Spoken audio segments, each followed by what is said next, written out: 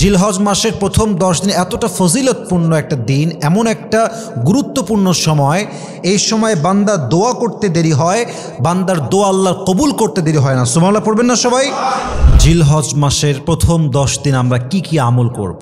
এর কারণ হচ্ছে জিলহজ মাসের প্রথম 10 দিনের সিগনিফিকেন্স, ফজিলত অনেক বেশি বাড়িয়ে দিয়েছে একজন। তিনি কে? কোরআনে আসছে ওয়াল ফাজর ওয়া লায়ালিন আশর। আল্লাহ তাআলা এখানে কসম করেছেন ফজরের এবং 10টি রজনীর। মুফাসসিরিন ইকরাম লিখেছেন এই 10 রজনীর দ্বারা উদ্দেশ্য হচ্ছে জিলহজ মাসের প্রথম 10 দিন। এবং হাদিসে আসছে এই 10 দিনের আমল আল্লাহ তাআলার কাছে সবচেয়ে প্রিয় আমল হিসেবে গ্রহণযোগ্য হয়। সুবহানাল্লাহ পড়েন আপনারা সবাই। আজকে আমরা অল্প সময়ে জিলহজ মাসের প্রথম 10 দিনের 7টা আমল নিয়ে কথা বলবো। বলেন সবাই, কয়টা আমল? আমি খুবই ঠান্ডা মাথায় আমলগুলো বলার ট্রাই করছি, জাস্ট মেমোরাইজ করে নেবেন। এবং আমি শুরুতে দোয়া করছি আমি সহ সকলের জন্য আল্লাহ আমাদের সবাইকে যেন এই প্রত্যেকটা আমল করার তৌফিক দান করে। পড়েন সবাই আমিন। 1 নম্বর আমল হচ্ছে জিলহজ মাসের প্রথম 10 দিন আমরা বেশি বেশি তাসবিহ পাঠ করব, তাহমিদ পাঠ করব, তাহলিল পাঠ করব, তাকবীর পাঠ করব। তাকবীর মানে হচ্ছে আল্লাহু আকবার, তসবিহ মানে হচ্ছে সুবহানাল্লাহ, তাহমিদ মানে হচ্ছে আলহামদুলিল্লাহ, তাহলিল মানে হচ্ছে লা ইলাহা ইল্লাল্লাহ। এই 4টা জিকির যদি বেশি বেশি করেন, কোরআন কি বলছে? আল্লাহ তাআলা বলেন আলা বিযিকরিল্লাহি তাতমাইন্নুল কুলুব।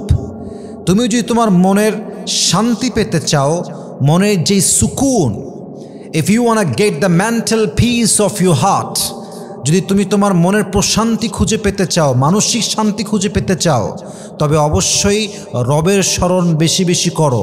যে বান্দা রবের জিকির করে, রবকে স্মরণ করে, তার মনকে শান্ত করে দেয় একজন। বলেন সবাই, তিনি কে? 2 নম্বর আমল জিলহজ মাসের প্রথম 10 দিন রোজা রাখা। এটা খুব গুরুত্বপূর্ণ একটি আমল এবং বিশেষ করে এই 9 দিনের রোজার মধ্যে সবচেয়ে গুরুত্বপূর্ণ রোজা হচ্ছে আরাফার দিনের রোজা। এবং এই রোজাটা এত বেশি গুরুত্বপূর্ণ যে এই দিনে যেই বান্দা রোজা রাখে আল্লাহ তার অতীতের এবং আগামীর 1 বছরের সব গুনাহ মাফ করে দেয়। সুবহানাল্লাহ পড়েন সবাই। 3 নম্বর হচ্ছে হজ। খুব গুরুত্বপূর্ণ একটা আমল।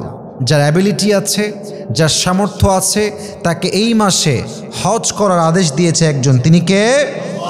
এটা আপনার ইমানের একটা বিশাল লম্বা জার্নির ব্যাপার। 4 নম্বর কুরবানি। তবে কোরবানির ক্ষেত্রে মাথায় রাখতে হবে, কোরবানি এমন একটা আমল যে আমলের ক্ষেত্রে অনেকে নিয়ত করে গোস্ত খাবো, আরামে সবসময় গোস্তের মধ্যে ডুবে থাকবো, ব্যাপারটা কিন্তু এরকম নয়। কত বড় গরু কুরবানি দিলেন, দ্যাটস নট অ্যাকসেপ্টেড। কত টাকার কুরবানি হলো, দ্যাটস নট অ্যাকসেপ্টেড। লা ইয়ানাল্লাহু লুহুমুহা ওয়ালা দিমাউহা ওয়ালাকিন ইয়ানালুহুত তাকওয়া মিনকুম। তোমাদের দাম, গরুর দাম, রক্ত, এগুলো কিছুই আল্লাহর দরবারে পৌঁছায় না। আল্লাহর দরবারে পৌঁছায় শুধুমাত্র তোমাদের অন্তরের তাকওয়া এবং আল্লাহর ভয়। ঠিক কিনা বলেন? অতএব গরুর গোস্ত আল্লাহর কাছে যাবে না এবং গরুর দাম কত, গরুর প্রাইস কত ছিল, ইটস নট অ্যাকসেপ্টেড। মূল হচ্ছে আপনার হৃদয়ের তাকওয়া, ভয় থাকতে হবে একজনের। তিনি কে? 4 নম্বর আমল হচ্ছে কোরবানি করা। 5 নম্বর সাপ্লিকেশন, বেশি বেশি দোয়া করা। জিলহজ মাসের প্রথম 10 দিন এতটা ফজিলতপূর্ণ একটা দিন, এমন একটা গুরুত্বপূর্ণ সময়। এই সময় বান্দা দোয়া করতে দেরি হয়, বান্দার দোয়া আল্লাহ কবুল করতে দেরি হয় না। সুবহানাল্লাহ পড়বেন না সবাই? আফজালুদ দোয়া, এই আরাফার দিনে যে দোয়াটা করা হয় এটা সর্বোত্তম দোয়া এবং এই দোয়াটা করার সঙ্গে সঙ্গে বান্দার দোয়া আল্লাহ কবুল করে নেয়। সুবহানাল্লাহ পড়েন সবাই। 6 নম্বর নফল ইবাদত। যত পারা যায় ইশরাক পড়েন, যত পারা যায় তাহাজ্জুদ পড়েন।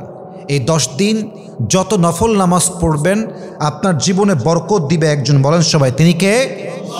এবং হাদিসে আসছে, এটা খুবই সুন্দর একটা হাদিস, জিলহজ মাসের প্রথম 10 দিন যেই বান্দা নফল ইবাদত করে সময় কাটায় আল্লাহ তার জীবনটাকে রহমত দ্বারা ভরপুর করে দেয়। সুবহানাল্লাহ পড়েন সবাই। অতএব 6 নম্বর আমল হচ্ছে আমরা বেশি বেশি নফল ইবাদত করব, নামাজ পড়ব। 7 নম্বর, and that is the last one, final one, অবশ্যই জিলহজ মাসের প্রথম 10 দিন আমরা সবাই বেশি বেশি কোরআন তেলাওয়াত করব। কোরআন তেলাওয়াত এমন একটা দামি আমল, বান্দা যখন কোরআন তেলাওয়াত করে মনে হয় যে বান্দা দুনিয়াতে বসে বসে জাস্ট মুখ নাড়িয়ে নাড়িয়ে তেলাওয়াত করছে, বাট ব্যাপারটা এক্স্যাক্টলি এমন নয়।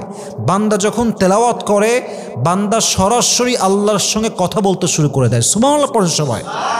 অতএব আমরা সকলেই ট্রাই করব আমাদের সোলকে, আত্মাকে শান্তি দেওয়ার জন্য এবং নিজেদের আমলকে আরও বেশি ডেভেলপ করার জন্য সবচেয়ে বেশি আমল করব আমরা এই 10 দিনে বেশি বেশি কোরআন তেলাওয়াত করব। রাজি আছেন তো ইনশাআল্লাহ? আমি যেই 7টা আমল বলেছি আল্লাহ তাআলা আমাদের সবাইকে এই 7টা আমল অনুযায়ী পরিপূর্ণরূপে অ্যাপ্লাই করার তৌফিক দান করুক। পড়েন সবাই আমিন। ওয়া আখির দাওয়ানা আলহামদুলিল্লাহি রাব্বিল আলামিন। আসসালামু আলাইকুম ওয়া রাহমাতুল্লাহি ওয়া বারাকাতুহু।